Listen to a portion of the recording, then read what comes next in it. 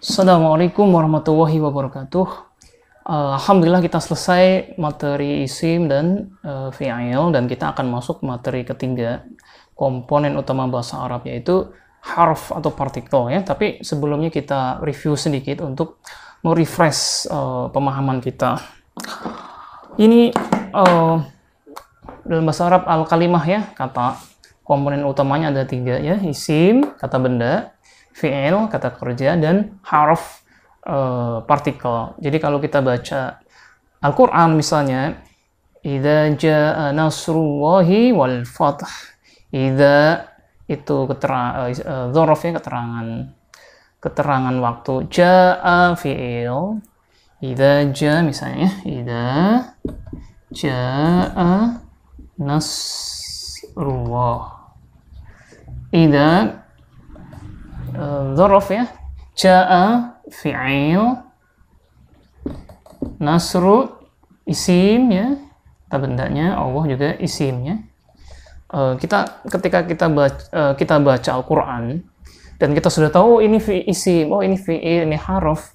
Nah, nanti kita klasifikasi dan identifikasi apakah dia berdasarkan gendernya, mu'annas atau mudzakkar, feminin atau maskulin ya, berdasarkan numbernya, jumlahnya, apakah dia tunggal, dual, jamak, mufrad, musanna, dan jamak ya, dan apakah statusnya rofa, nasab, atau jar ya, dan terakhir type-nya apakah ma'rifah, nakirah, definite atau indefinite. Nah, ketemu fi'il, nah kemarin kita baru belajar fi'il, apakah dia posisinya sebagai fi'il madhi, mudhari, amr, masdar, dan sebagainya. Kemudian berdasarkan wazannya itu apakah dia pola 1 sampai 10, kita analisis. Kita sudah belajar itu semuanya, dan hari ini kita masuk ke yang ketiga ya, harf ya. Harf adalah partikel.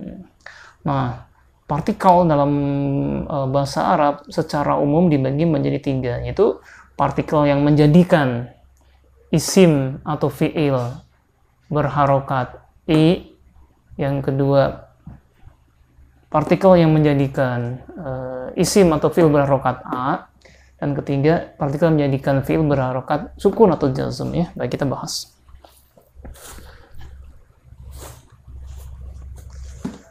Ini sudah.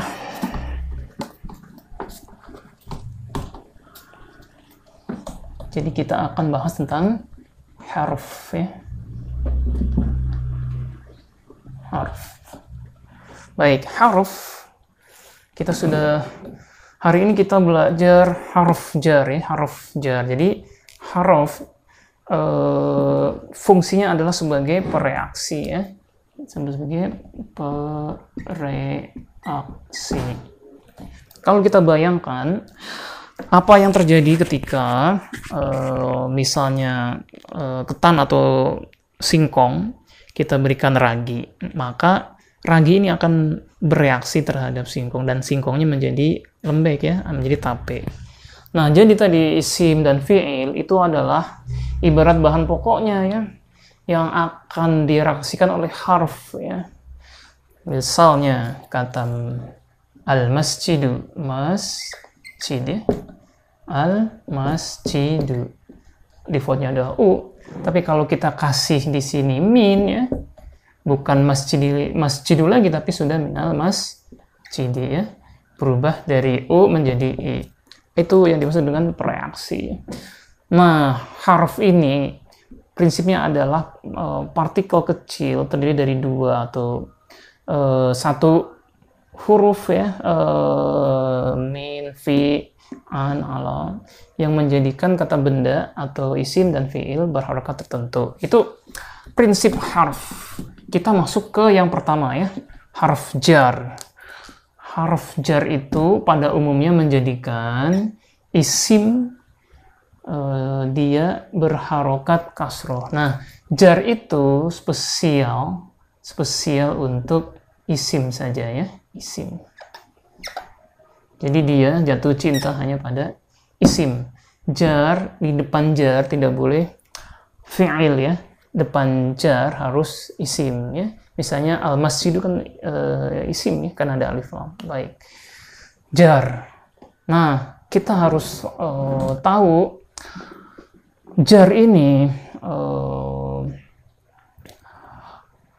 unsurnya yang menjadikan berharokat i itu apa saja. Kita hafalkan ya.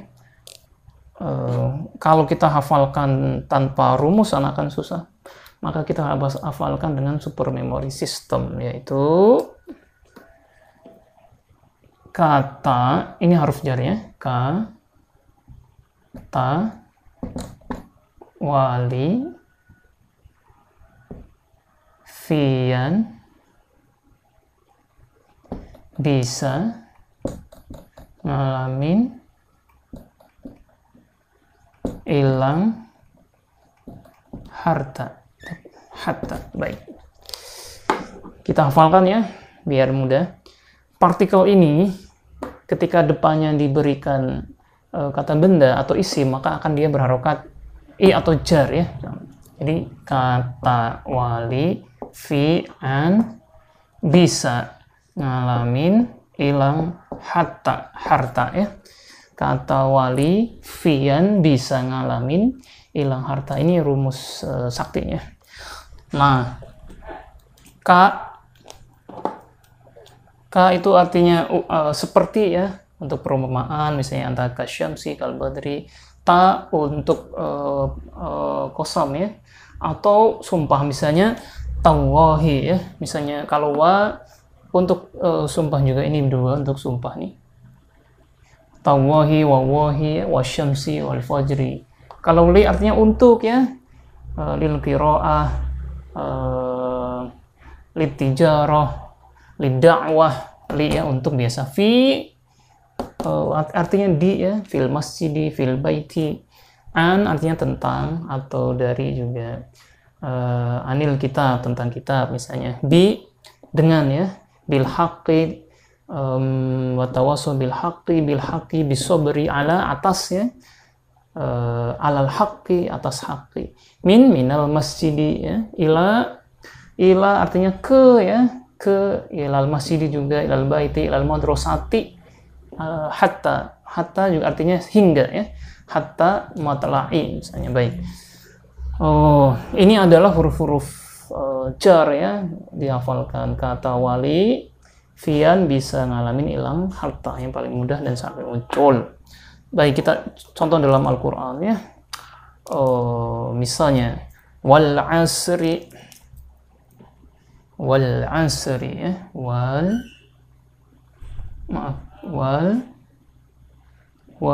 asri. Kenapa dia berharokat i? Karena ada haruf jar wa ya, harusnya al asru karena kata benda atau isimnya, asru karena i, karena ada wa ya. Wal asri inna insana fi khusrin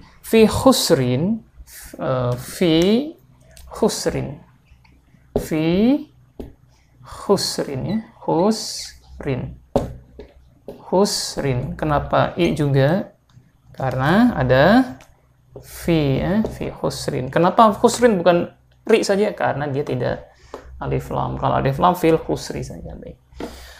Wal asri fi khusrin illal ladzina amanu wa salihati wa tawasaw bil haqqi ya, termasuk bil haqqi ya, bil haqqi ya, bil haqqi.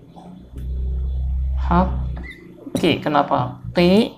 Karena ada bi-nya ya, ada bi ini, maka dia atau posisinya jar ya, jar bil haqqi.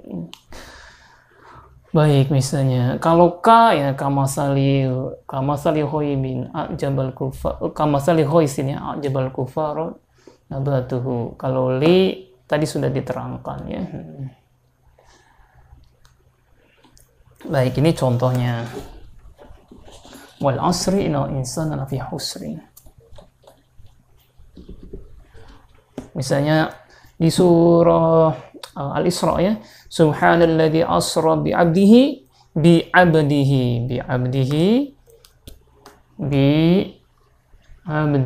minal masjidil haram ya, ila masjidil so.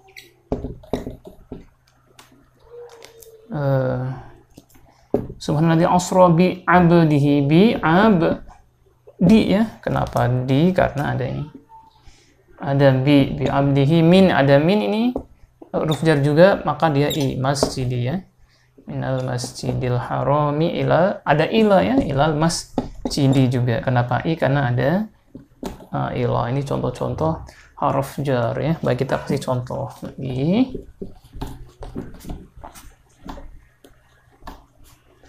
Qul a'udzu birabbin nas ya. Qul a'udzu bi rabbi.